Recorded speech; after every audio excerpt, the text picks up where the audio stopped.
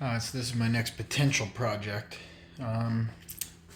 This room looked better when it was tan because the tan to the creamy tile looked okay.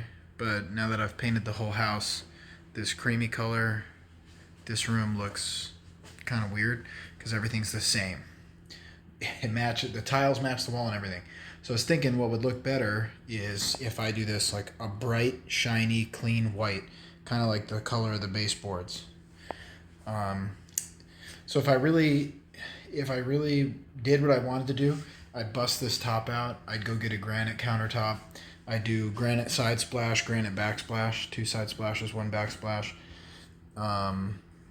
Or I could even just do an entire 60-inch vanity, but I'm talking like a couple $1,000 realistically to do that. And then the shower is fine, it's functional, but to do what I really wanted to do there, I would take all this frame glass out, demo all the old tile. That tile goes straight to drywall. It's the correct drywall. It's water resistant drywall. But pulling that all out, cut the drywall, put in a hardy backer board, and then totally tile this whole shower. Just to do the tile work in the shower, about $2,500.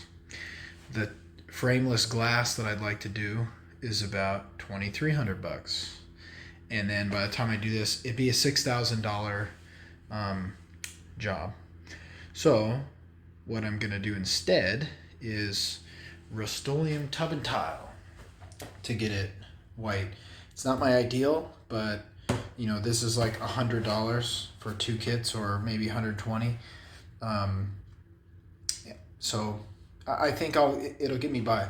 Like, some of the worst part of this tile is this weird floral decor design from like '94 when they built this place.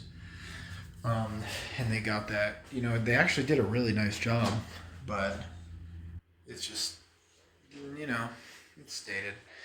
And this was actually gold. I already painted this. I didn't think to do any how-to video, but this sucker was pretty 90s looking, with the gold and the tile. So that's painted. I could talk about that a little bit later. Let me see how this tub&tile goes. First step though, I'm cleaning all this up, and then I'm going to sand it to give it, some scratches, some abrasive scratches, so it can have good adhesion. This is like epoxy. I deal a lot with epoxy type stuff. So I'll update you on how this goes. Alright, I'm just pulling the tape. It's all taped. I had everything taped. The stuff is great, but it's very strong. So let me pull the rest of this tape and get the heck out of here. Alright, so it's been about a week. I feel like I can really say whether this was a win or not. It's definitely tough. It's durable. It was a nightmare getting this smell to go away. But now that it's there, it's nice. A couple things I would have done different. I don't know that I would have rolled this, because if you look, I don't think I can really quite get it. Little tiny pieces of that roller were coming off, and that was supposed to be a solvent based friendly roller.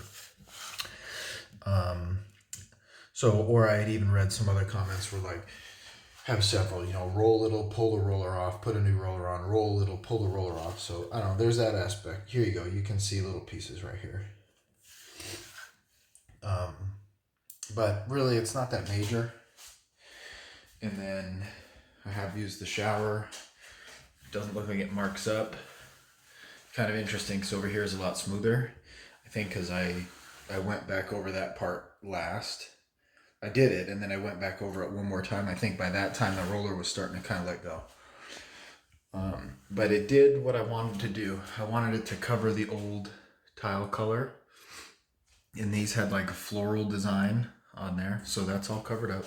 So overall it's a win. It's definitely the main issue is the smell is not to be underestimated. So to be honest, this is my bathroom here. That's all I've got is an exhaust fan. for sure. I would never do this without a window again. Definitely not. But if you had a window and you're not real sensitive to smells, it's a good product and you might be pretty happy with the outcome.